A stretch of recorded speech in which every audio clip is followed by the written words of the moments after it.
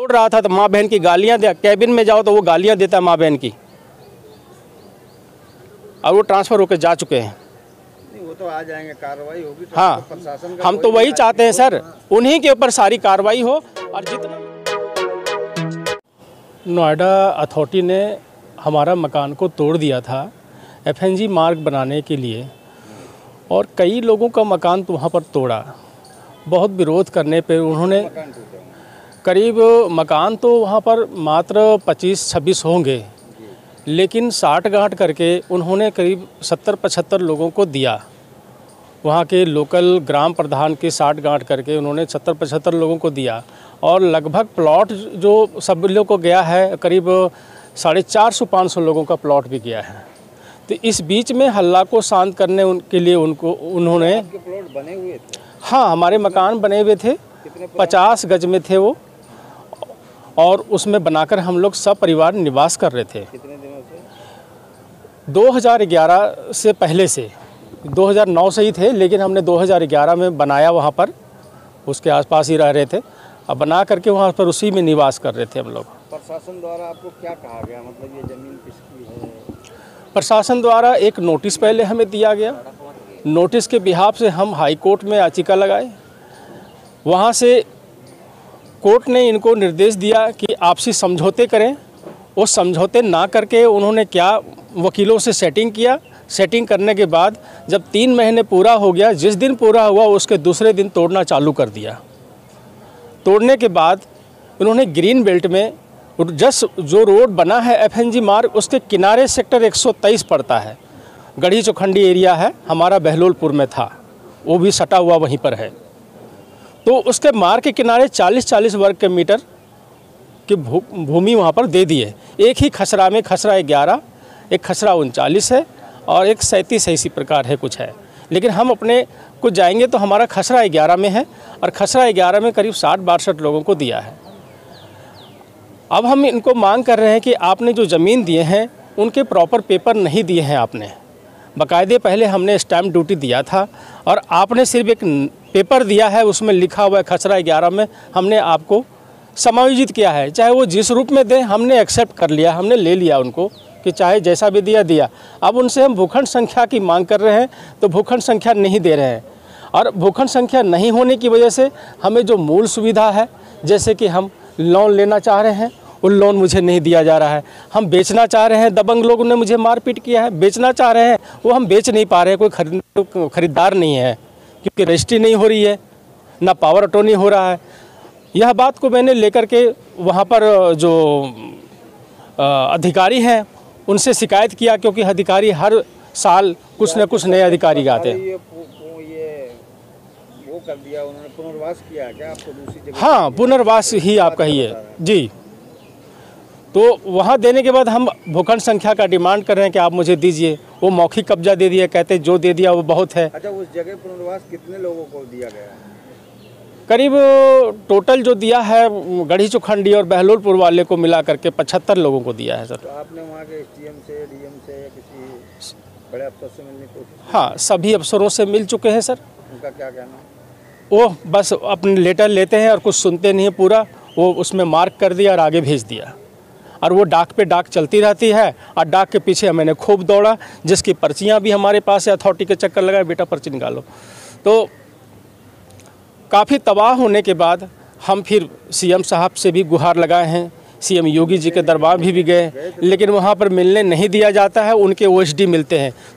किसी कारणवश एक भाग्य समझें कि एक बार मुलाकात इनकी हो गई योगी जी से। इन्होंने अपनी दुख को व्यक्त करते हुए, रोते हुए बहुत कुछ कहने की कोशिश किए, लेकिन उन्होंने अनसुना कर दिया, और कागज़ हाथ में लेते हुए जन सुनवाई पोर्टल पे डाल दिया गया।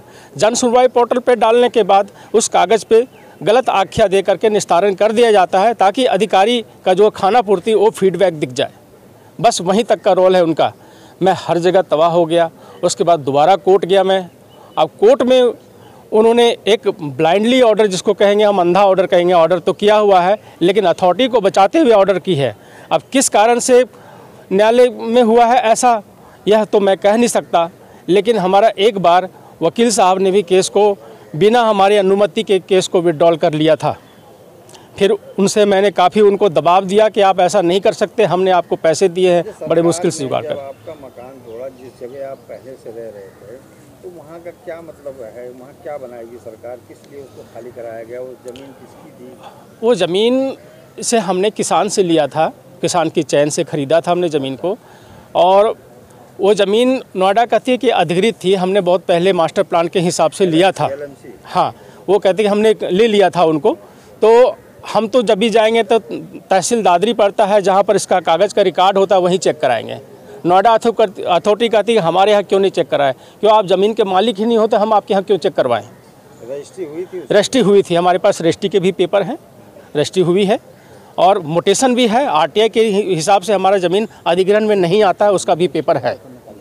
तो हमारे पूर्ण रूप से पेपर है, लेकिन फिर भी दबाव दे के कहती कि हमने आपको, मेरा ज़मीन था, हम आपको पुनर्वास किए हैं, तो पुनर्वास भी हम तैयार हैं, हम लेने के लिए तैयार हैं। बाकायदे उसका आप इज्जत दें, उनका प्लॉट नंबर दें, कब्जा प्रमाण पत्र दें। आप ग्रीन बेल्ट में ज़मीन दे रखे हो, आज न कल फिर वहाँ से मुझे खाली करवाओगे, मैं कितनी बार परेशान हो जाऊँ। मैं हार के लास्ट में हमने पीएमओ साहब को भी चिट्ठी दिया हुआ है और राष्ट्रपति महोदया जी को भी चिट्ठी दिए हुए हैं, अमित शाह जी को भी दिए हुए हैं, परंतु उसका कोई भी रिप्लाई नहीं आया। उन्होंने भी पोर्टल के माध्यम से डाल दिए, अब पोर्टल में वो नोएडा के अधिकारी ने गलत आख्या लगा दिए। तो ऐसे कार्रवाई का क्या फ़ायदा। मैं लास्ट अंतिम बार यहाँ पर आया हूँ ताकि मेरा यहाँ से कुछ सुनवाई हो, यह आशा ही सब कुछ है। और जब नहीं सुनवाई होगा लास्ट में, तो एक सत्य है, मृत्यु, हम उसी को प्राप्त करेंगे। क्या फ़ायदा है। ये सारे गैर कानूनी हो रहे हैं। ये जितने भी कार्रवाई नहीं की जा रही लीगल, वो सब गैर कानूनी है। लेकिन आप बताइए, हम बच्चे को क्या पढ़ाएं कि पढ़ लिख करके तुम भी चोरी करो, एक नालायक अधिकारी बनो, जो अधिकारी माँ बहन की गालियाँ मौके पर दे तोड़ते वक्त, मकान से तोड़कर बेघर कर देना। एक जनता के लिए नियुक्त किया जाता है, एक अधिकारी को ट्रेनिंग दी जाती है कि आप जनता की भलाई करें, जो गलत कर रहा है उसको दंड दें, जो बिल्कुल विवश है उसको मदद करें। ना कि अधिकारियों के यहाँ बड़े बड़े प्लाट यहाँ पर हैं, 10-10 प्लाट मिलेंगे, मकान मिलेंगे, करोड़ों रुपए के, 5-5, 10-10 करोड़ के एक कोठी आती है। आप जांच करवा लीजिए सीबीआई से, कितनी कोठियाँ एक जई तक के मिलेंगे। जई है, चाहे ऑफिस IAS ऑफिसर कोई हो वो है, या कोई OSD हो, सबके मिल जाएंगे आपको कहीं ना कहीं। रामा रमन के दुनिया भर के यहाँ पर फार्म हाउस हैं, जिसको अनलीगल नोएडा डूब क्षेत्र कहती है। देखिए, देश में कानून है, हमारे पास एक टुकड़ा नहीं है रहने के लिए, छत नहीं है, हम कहाँ बनाएं। पाई जाती है तो उसके ऊपर कार्रवाई होती है, ऐसा कुछ नहीं है। अब देश में कानून है। आज आप ज्ञापन किसको किसको देंगे? आज हम मोदी जी को देंगे और अमित शाह जी को देंगे, क्योंकि वो गृह मंत्रालय में बैठे हैं, तो हमारे घर के लिए भी निश्चित सोचेंगे। हम उनके द्वार तक गए थे, यहाँ जहाँ रहते हैं दिल्ली में, परंतु वहाँ पर गेट पर मुझे भगा दिया गया, बोला कि आप ऐसे नहीं मिल सकते, परमिशन नहीं है। उनके OSD का जो नंबर बाहर लिखा रहता है उनको फ़ोन किया, ठीक है जी आपको कॉल करेंगे, ना ही तो आज तक हमारे पास कॉल आया। ये करीब 6 महीने पहले की बात है। ठीक है सर, थैंक यू। आप ये रजिस्ट्री का पेपर है, दिखा जी, बोलिए। ये पुरानी रजिस्ट्री का पेपर है और नोएडा अथॉरिटी का जो लेटर मिला है वो भी सर मैं आपको दिखाना चाहेंगे।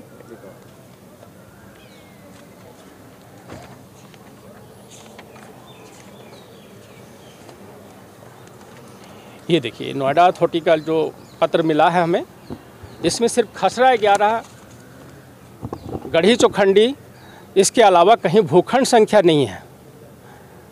मौखिक कब्जा दिया है, मौखिक कब्जे पे मैं अपना किराएदार को छोड़ के रखा हूँ, और जितना किराया वो नहीं देते हैं उससे दोगुना तिगुना हमारा किराया खर्चा होता है। और आसपास में कूड़े का भंडार है, इतने कबाड़ है कि वहाँ देखने वाला कोई नहीं है। कहती है नोएडा जो है ग्रीन नोएडा, क्लीन नोएडा, आप मौके पे जाइए, सेक्टर 123 के पास आपको वहाँ पर कोई ग्रीन नोएडा, क्लीन नोएडा नहीं मिलेगा। पेड़ पौधे बेशक लगे हैं, लेकिन गंदी नोएडा जरूर मिलेगी। आप मानते हो कि उत्तर प्रदेश में भ्रष्ट सरकार चल रही, भ्रष्टाचार चल रहा है? सर, हमारे साथ तो भ्रष्टाचार हुआ है, तो हमारा यही अनुभव है कि भ्रष्टाचार है। जो हमारे साथ ही हो रहा है तो मैं दूसरे का क्या देखूँगा। सबसे पहले मेरा अनुभव अपना दर्द है। जीवन संहार कर दिया हम लोगों का, कोई छत नहीं है।